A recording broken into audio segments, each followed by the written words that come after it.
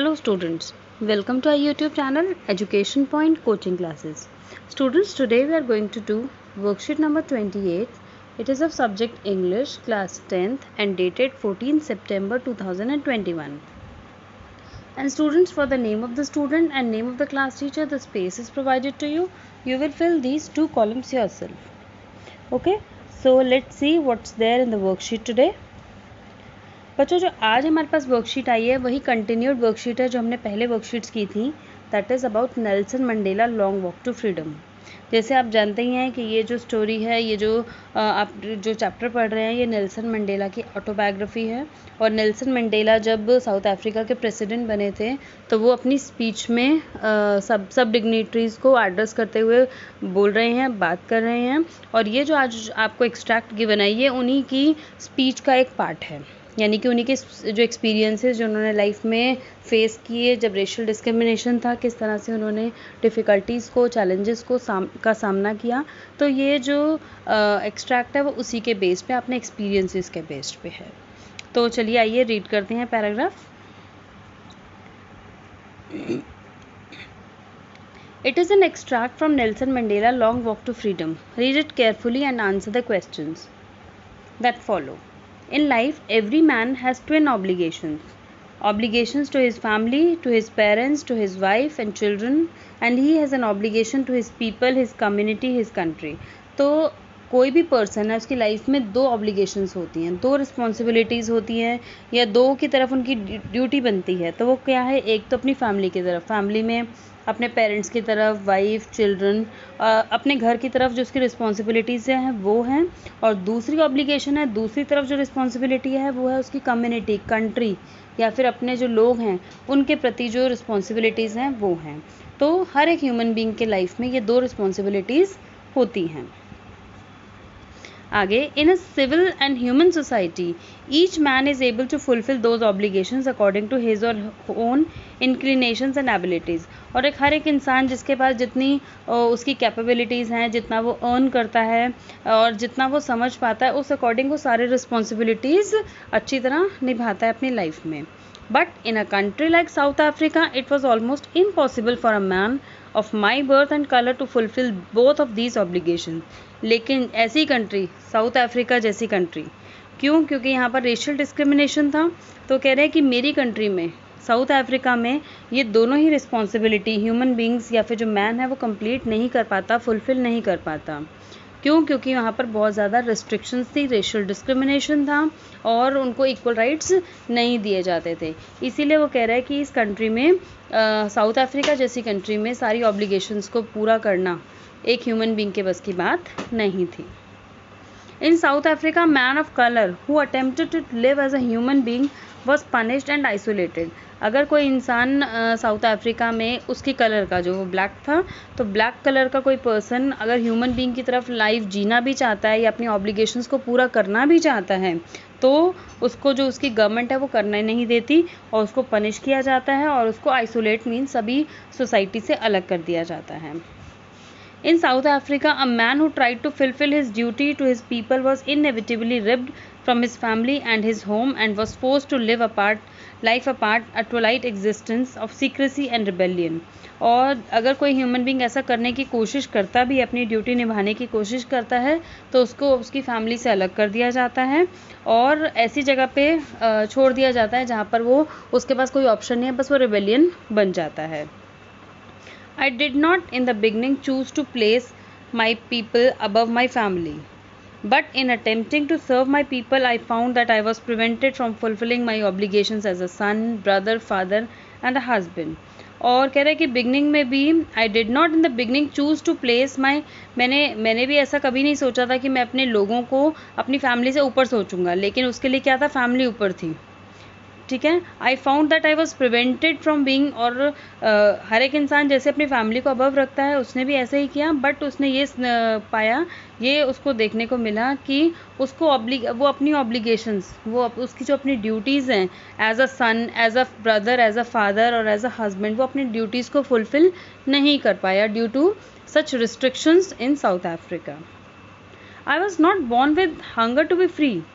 जब मैं पैदा हुआ था तो मेरे पास ऐसी कोई हंगर नहीं थी कि मुझे फ्री होना है, क्योंकि उसके लिए तो ये था कि मैं अगर बॉर्न हुआ हूँ तो I am born free.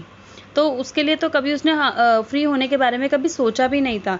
But इसके जो लाइफ इसने स्पेंड की, उस लाइफ ने इसको सिखा दिया that he was not free. There was racial discrimination in the country. I was born free in every way I could know. और मुझे तो यही लगता था बचपन में कि मैं बॉर्न फ्री हूँ, जब मैं पैदा ही ऐसा हुआ हूँ कि मैं फ्री हूँ और मैं किसी भी बंदिशों के बीच में नहीं घिरा हुआ, और जैसा मैं हूँ वैसा मैं फ्री हूँ बिल्कुल। Free to run in the fields near my mother's hut, free to swim in the clear water that ran through my village, free to roast mealies under the stars, ride the broad backs of slow moving bulls। तो कह रहे कि जो बचपन में जो बच्चे करना चाहते हैं मैं सब किया। मेरे लिए फ्रीडम का मतलब क्या था?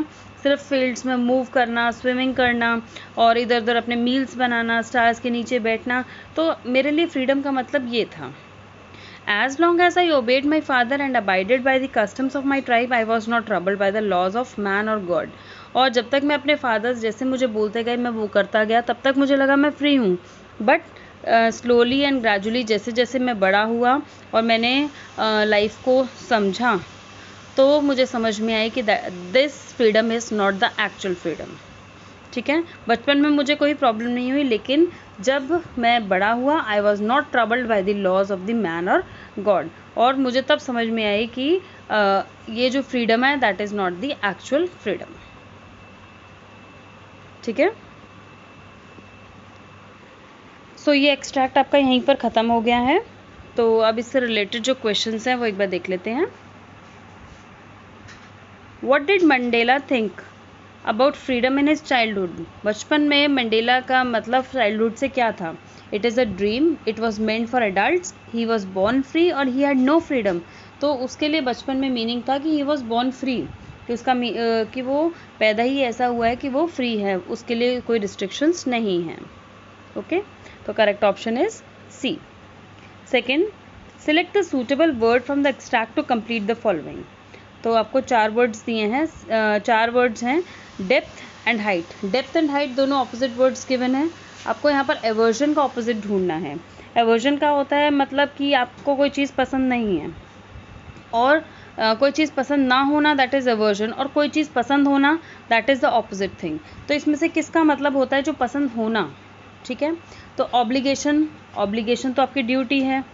ठीक है, इंक्लिनेशन होता है somebody wants to behave in a particular way, किसी पर्टिकुलर वे में वो बिहेव करता है, यानी कि उसका रुझाव उसका तरफ है।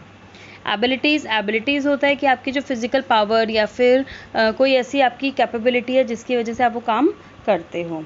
और रिबेलियन होता है कि आप किसी अथॉरिटी के अगेंस्ट कोई फाइट करते हो। तो इसका जो बच्चों करेक्ट आंसर होगा वो है इंक्लिनेशन, यानी कि रुझाव। एवर्जन होता है कि आपको कोई काम पसंद नहीं है, और इंक्लिनेशन होता है कि किसी की तरफ आपका रुझाव होना, आपका काम मन से आप उसको काम को करते हो। ठीक है, तो second is the correct option, B part is the correct option. Now the third question, read the given quotes carefully which does not convey the central idea of the extract. तो आपको ये बताना है कि 4 कोट्स में कौन सा central idea आपको कन्वे नहीं कर रहा, does not convey. A rebellion is not a revolution, it may ultimately lead to that end. It does not take a majority to make a rebellion, it takes only a few determined leaders and sound cause. The thing worse than rebellion is the thing that causes rebellion. In the midst of chaos there is also opportunity। तो आपका जो इसमें correct option होगा, जो extract का central meaning convey नहीं कर रहा, वो ये है, in the midst of chaos there is also opportunity। Clear? चलिए आगे बढ़ते हैं क्वेश्चन नंबर 4 की तरफ। What are the twin obligations that every man has in life? तो एक ह्यूमन बीइंग की लाइफ में 2 ऑब्लिगेशंस ह्यूमन बीइंग के लिए क्या होती हैं? तो इसका आंसर देखेंगे। Mandela mentions that every man has twin obligations. 2 obligations है हर एक मैन की लाइफ में। The first one is to his family, parents, wife and children, and the second obligation is to his people, his community and his country. और ये Mandela कह रहे हैं कि उसकी 2 रिस्पॉन्सिबिलिटीज़ है, एक अपनी फैमिली की तरफ, फैमिली में पेरेंट्स, वाइफ, चिल्ड्रन की तरफ, और दूसरी ऑब्लिगेशन है उसकी कंट्री और कम्युनिटी की तरफ।